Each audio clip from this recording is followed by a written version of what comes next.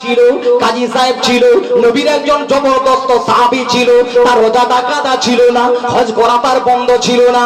ইন্তেকালের টাইমে মায়ের সঙ্গে বেয়াদবি করার জন্য, মায়ের মনে দুঃখ দেওয়ার জন্য আমার আল্লাহ রব্বুল আলামিন নারাজ হয়ে গিয়েছিলেন। নবীর একজন সাহাবী আলকামা রাদিয়াল্লাহু তাআলা আনহুর জবানকে আল্লাহ বন্ধ করে দিয়েছিলেন। কলেমা পড়তে পারে না, যে কলেমাটা আমরা মিলাদে বসলে পড়তে থাকি, যে কলেমা শরীফটা ছলা পড়লে পড়তে থাকি, লা ইলাহা ইল্লাল্লাহু মুহাম্মাদুর রাসূলুল্লাহ সাল্লাল্লাহু আলাইহি ওয়াসাল্লাম, এটা অটোমেটিক আমার আপনার জবান থেকে বেরিয়ে যাচ্ছে। বাবা, সারাটা দিন কতবার পড়া যায়? তবে আমার আল্লাহ পাক বলে, বান্দারে, যদি কোনো বান্দার আমি আল্লাহ জবানখানা বন্ধ করে দেই, আর কথা বলা তার ক্ষমতা থাকবে না। হযরত নবী মুসা কালিমুল্লাহ রওয়ানা হয়ে গেলেন। উদ্দেশ্য হলো লোকটার কি এমন আমল আছে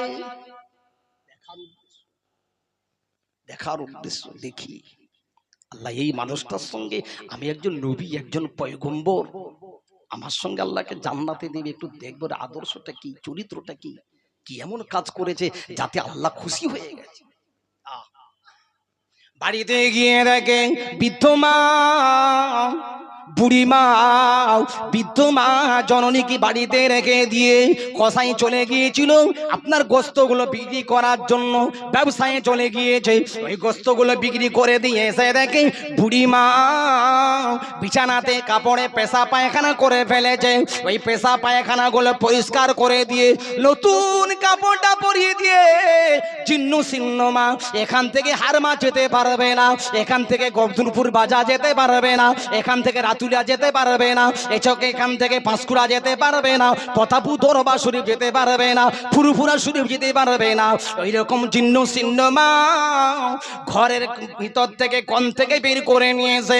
আল্লাহ নবী মুসা কালিমুল্লাহকে বলতে লাগলেন, হুজুর, ও মেহমান একটু অপেক্ষা করুন, বাড়িতে বৃদ্ধ মা আছে, একটু খাওয়া দাওয়া করিয়ে দেই, তারপর আপনার মেহমানদারি করবো। আল্লাহ নবী বললেন, ঠিক আছে। নবী মুসা কালিমুল্লাহ দেখতে লাগলেন ওই যুবক ছেলেটা, ওই জোয়ান মানুষটা, কসাইটা মা জননীকে কোলে তুলে নিয়ে গোস্ত রান্না করেছে। বেশি শক্ত হলে মা খেতে পারবে না, খুব সিদ্ধ করা গোস্তটা নিয়ে মায়ের মুখের পানে তুলে দিচ্ছে, গোস্ত ঝোলটা তুলে দিচ্ছে। হঠাৎ মায়ের অন্তরটা নরম হয়ে গেল। মা আল্লাহ পাকের দরবারে দোয়া করতে লাগলেন, এ রব্বি আল্লাহ, আমার বেটাকে আল্লাহ রব্বুল আলামিন নবী মুসা কালিমুল্লাহর সঙ্গে জান্নাত নসিব করে দিও। ওর মা বৃদ্ধ মা, মাও তো জানে না ওর বাড়িতে নবী মুসা কালিমুল্লাহ এসেছে। ভাই জানতো? জানতো না। বেটাও জানে না ইনি আমার বাড়িতে যিনি মেহমান এসেছেন, ইনি একজন নবী পাক, আল্লাহ পাকের পয়গম্বর নবী মুসা কালিমুল্লাহ। দেখতে লাগলেন মায়ের খাওয়া হয়ে গেছে, মাকে খাইয়ে দিয়েছে, মা বিড়ি বিড়ি বিড়ি বিড়ি করে দোয়া করছে। দোয়া করছে, আয় আল্লাহ, এই জামানার একজন পয়গম্বর আসবেন, যিনার নাম হবে হযরত নবী মুসা কালিমুল্লাহ। আল্লাহ তুমি তার সঙ্গে আমার এই যুবক ছেলেটাকে, এই জওয়ান ছেলেটাকে, আল্লাহ এর উপরে আমি বড় খুশি হয়ে গেছি, এর উপরে বড় রাজি হয়ে গেছি। আল্লাহ তুমি আমার এই ছেলেকে জান্নাত নসিব মুসা কালিমুল্লাহর সঙ্গে করে দিও। জোরে বলা হবে না সুবহানাল্লাহ? নারে তাকবীর। তকবীর বাড়াবে কাদের? যারা মা বাপকে বড় মহব্বত করে ভালোবাসে।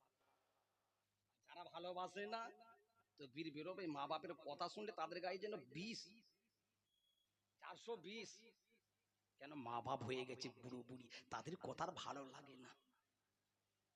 কথা বুঝে আসছে?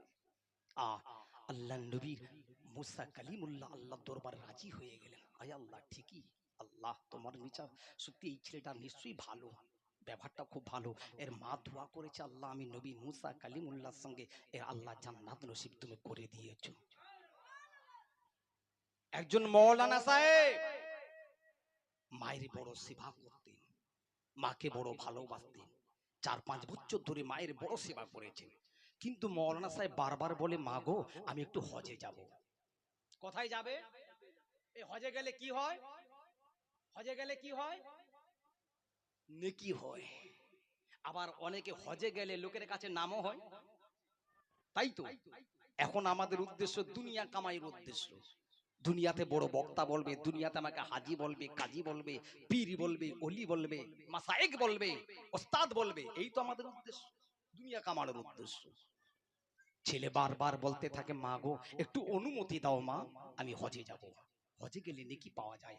আর আল্লাহর নবী বলছেন হজে যাবার থেকেও বেশি নেকি হয় যদি কোনো ছেলে তার মা বাপের নেক নজর দিয়ে তাকিয়ে দেখতে থাকে। জোরে বলুন কেন? নবীর সাহাবী আল্লাহ নবীকে জিজ্ঞাসা করলেন, ইয়া রাসূলুল্লাহ, ইয়া হাবিবাল্লাহ, মা বাপের যদি নেক নজর নিয়ে তাকিয়ে যদি কোনো ছেলে 100 বার দেখে, আল্লাহ নবী বললেন 100 বার আল্লাহ মকবুল হজের সওয়াব আল্লাহ দান করে দেবে। তবে এটা বলছি না যে মায়ের জন্য বিবিকে ধরে মারবে, বিবির জন্য মাকে ধরে মারবে। কি গো, এতে মায়েরা বড় খুশি হয়ে যাবে আমার ওয়াজ শুনে, কিন্তু যে যার বিবিরা তো রেগে আগুন হয়ে যাবে। হ্যাঁ, এই আগুন হলে কিছু করার নাই। হক কথা বলার জন্য আল্লাহ আলেমদেরকে পাঠিয়েছেন। হক কথা বললে সবাই খারাপ হতে পারে, সবাই খারাপ ভাবতে পারে, যদি আল্লাহ আমার উপরে রাজি হয়। বান্দা তোমাকে পাঠিয়েছিলেন মানুষের কাছে হক কথাটা বলে দেওয়ার জন্য। কে তোমাকে ভালো বললো খারাপ বললো জানার দরকার নাই। কেন কাঁটা পায়ে চুবলি তোমার কষ্ট হবে, আরো কষ্ট হবে। ওই মৌলানা সাহেব বারবার বলতে থাকে, মা আমি একটু হজে যাবো, একটু অনুমতি দাও। তো মা তখন বলে, বেটা রে তুই হজে চলে গেলে না আমার দেখাশোনা করার মতো কেউ থাকবে না। তুই চলে গেলে বাবা আমি যদি মরে যাই কি অবস্থা হবে? একদিন বেটা রেগে গিয়ে বলছে, মা তুমিও মরবে না আর আমাকে হজে যেতেও দিবে না। কি বললো কথাটা? তুমিও মরবে না আর আমাকে হজে যেতেও দেবে না। হঠাৎ মা ছেলের উপরে নারাজ হয়ে গেল। বেটা বগল দাবা দিয়ে একটা কেতাব নিয়ে বগল দাবা দিয়ে সবকিছু হজের সরঞ্জাম বেঁধে নিয়ে রওনা হয়ে গেছে। এখন তো এরোপ্লেনে করে চলে যাচ্ছে হজ পাকে। তখন কি হতো ভাই? কিছু করে যেত, পানি জাহাজে যেত, হেঁটে হেঁটে যেত। আল্লাহর ওই বান্দা করলেন কি, কেতাবের মধ্যে পাওয়া যায় হজের সব সরঞ্জাম বেঁধে নিয়ে একটা গাঠিরি তৈরি করে হঠাৎ মৌলানা সাহেব রওনা হয়ে গেলেন। সন্ধ্যা হয়ে গিয়েছে, এক মহল্লাতে গিয়ে পৌঁছে গেলেন। মনে মনে ভাবলেন এখানে মসজিদে বিশ্রাম নেওয়া যাবে, সকাল বেলায় আবার আমি এখান থেকে রওনা হয়ে যাব। গাড়ি নাই, ঘোড়া নাই, ইলেকট্রিক নাই, যাবো কি করে? আল্লাহর ওই বান্দা চলে যাচ্ছেন। মা ও রাজি হয়ে গিয়েছিল, এই বেটা রে তোর ব্যবহারে কিন্তু আমাকে আর ভালো লাগলো না, তোকে বারবার ধরে বলছি বাবা এই বছর যাবি না, যদি আল্লাহ বাঁচিয়ে রাখে গত বছর যাবি। বলছে মা তুমি মরবে না আর আমাকে হজে যেতে দেবে না। মা তখন নারাজ হয়ে বলেছিল, বেটা তুই যে আমার কাছ থেকে মুখ ঘুরে পালিয়ে যাচ্ছিস, আল্লাহ রহমত সেদিন তোর কাছ থেকে মুখটা ফিরিয়ে নেবে। আল্লাহ রহমত থেকে বাবা তুই নিরাশ হয়ে যাবি।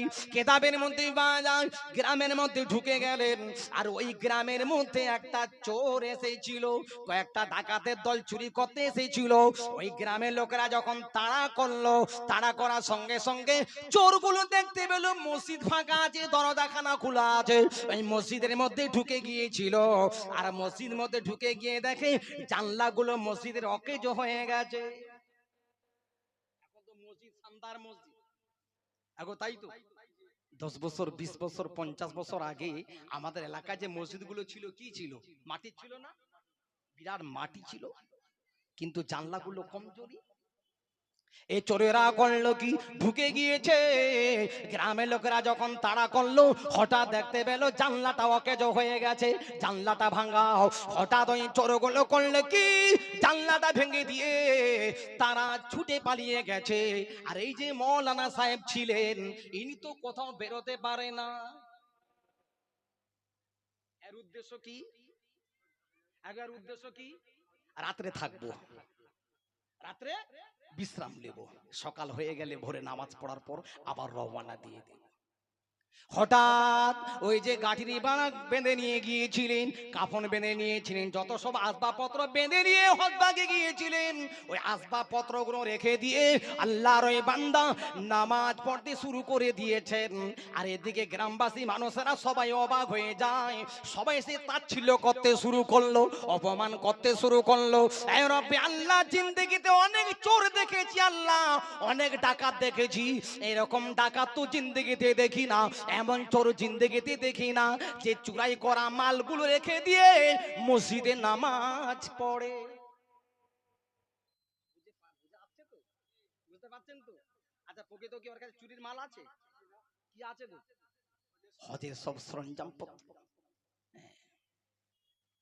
3 দিন পুরপুরা শরীফে যাবেন, এখন যদি জলসা হয় 3 দিনের পোশাকটা আপনাকে অনেক নিয়ে যেতে হবে, তো ঠান্ডার পোশাক, গোসল করার জন্য, নামাজ পড়ার জন্য সব আসবাবপত্র বেঁধে নিয়ে পুল্লাখানা রেখে দিয়ে আল্লাহু আকবার, আলহামদুলিল্লাহি রাব্বিল আলামিন, আর রহমানির রহিম, মালিকি ইয়াউমিদ্দিন, ইয়াকা নাবুদু ওয়া ইয়াকা নাস্তাঈন, সূরা ফাতিহা, সূরা ইখলাস, কোরআন শরীফের আয়াত তেলাওয়াত করে নামাজ পড়ছে। আর চতুর্দিকে গ্রামবাসী মানুষেরা এসে তখন কি করলো? ঘেরাও করে ফেলেছে। ঘেরাও করে কি বলছে? এ রব্বে আল্লাহ, এরকম চোর তো জিন্দেগিতে দেখি না, যে চোর চুরি করে চুরির মাল রেখে দিয়ে মসজিদে নামাজ পড়ে। চুরি করা ভালো না খারাপ? হযরতে বড় পীর আব্দুল কাদের জিলানী রহমতুল্লাহ আলাইহির আব্বাজান কি খেয়ে ফেলেছিল?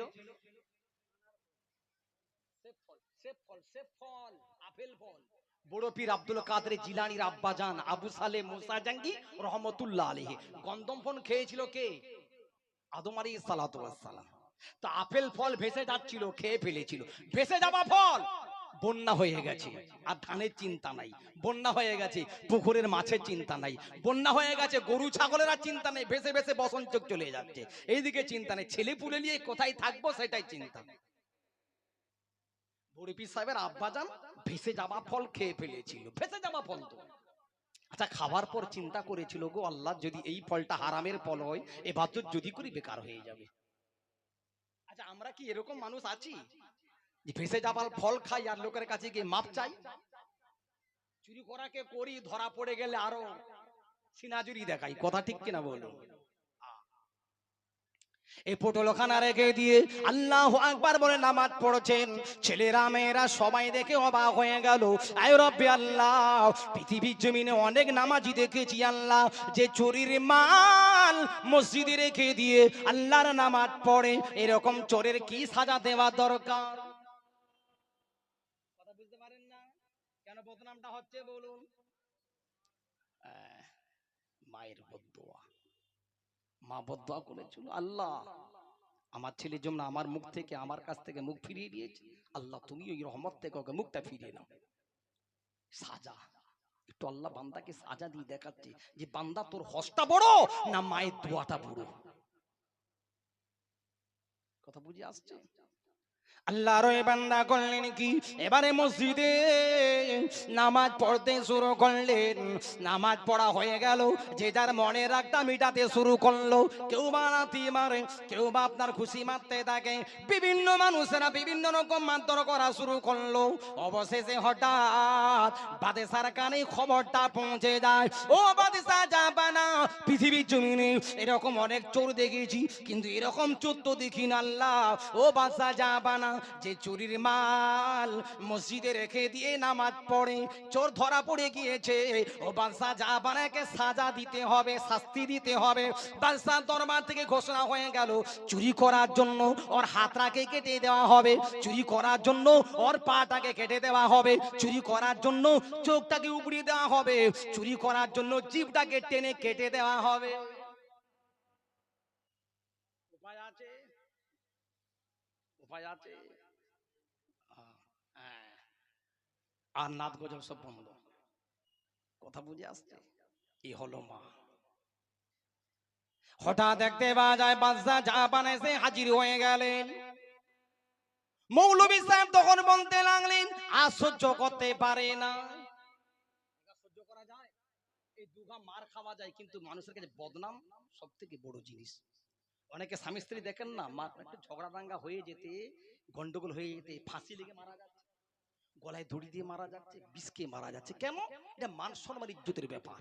আর অনেক স্বামী স্ত্রী আছে সারা জিন্দগি তাদের গন্ডগোল, বিবিও ধরে স্বামীকে মারছে, স্বামীও বিবিকে ধরে মারছে, কোনো অসুবিধা নাই। মান সম্মানটা এমন একটা জিনিস। মৌলানা সাহেব মানুষ মনে মনে ভাবলেন, যদি পরিষ্কার কথাটা না বলে দেওয়া হয়, যদি কথাটা গোপন রাখি, তাহলে আমার উপরে আরো বেশি অত্যাচার হবে, তার থেকে বলে দেওয়াটাই ভালো। মৌলভী সাহেব তখন কাঁদতে কাঁদতে সকলের কাছে হাত জোড়ো করে বলতে গেলেন, ও গ্রামবাসী মানুষেরা, আপনারা আমাকে আর অপবাদ দেবেন না, আপনারা আমাকে আর লজ্জিত করবেন না, অসম্মান করবেন না। যতটা অসম্মান হবার আমি অসম্মান হয়ে গিয়েছি, আমি কিন্তু প্রকৃত চোর নই। তার কারণ বলছে, আমি কিন্তু প্রকৃত চোর নই। চোর যারা চুরি করেছিল তারা সবাই মসজিদ ভেঙে জানলা ভেঙে তারা পালিয়ে গেছে। আমি কিন্তু প্রকৃত চোর নই। আমার বাড়ি হলো অমুক জায়গা, আমার গর্ভধারিণী মা, জনম দুঃখিনী মায়ের আমি বড় সেবা করতাম, আমি মাকে বড় পিয়ার করতাম, আমি মাকে বড় ভালোবাসতাম, মাকে বড় মহব্বত করতাম, মায়ের সেবা যত্ন করতাম। আমার মা আমার উপরে বড় খুশি হয়ে গিয়েছিল, আমার মা আমার উপরে বড় রাজি হয়ে গিয়েছিল। হঠাৎ আমি মাকে বলি, মা এবছর আমি হজে যাব। মা তখন বলল, বেটা এবছর হজে চলে গেলে আমি যদি মারা যাই, আমার কাফনের ব্যবস্থাটা করবে কে, আমার জানাজা নামাজটা পড়বে কে, আর আল্লাহ পাকে দরবারে হাতটা তুলে দোয়া করবে কে? তখন আমি মা বারবার এই কথা বলার জন্য আমি ছেলে বিরক্ত হয়ে বলেছিলাম, ও মা তুমিও মরবে না আর আমাকে হজে যেতে দেবে না। আর আমি যখন বাড়ি থেকে চলে আসি, হজ পাকে যেতে গেলে গ্রামবাসী মানুষের কাছে দোয়া নিয়ে যেতে হয়, তাই তো? দোয়া, আসল দোয়া কার দোয়া? মা বাপের দোয়া। ফুরফুরা শরীফে যাও, হজিদের দরবারে যাও, দোয়া নাও, দোয়া দরকার আছে। কিন্তু আসল পীর মা বাপ যদি দোয়া বন্ধ করে দেয়, সব ওলি দোয়া করলেও কবুল হবে না, বেকার। আল্লাহর ওই বান্দাটা তখন হাত জোড়ো করে বলতে লাগলেন, ও গ্রামবাসী মানুষেরা, ও বাদশা যাবে না, আমি প্রকৃত চুরি করি না, তবে আমার কাছে দেখুন কাফনটা বাঁধা আছে, আমার কাছে সব হজ পাকে যাবার জন্য আমি আসবাবপত্র বাঁধা অবস্থা রেখে দিয়েছি। আমি মনে মনে ভেবেছিলাম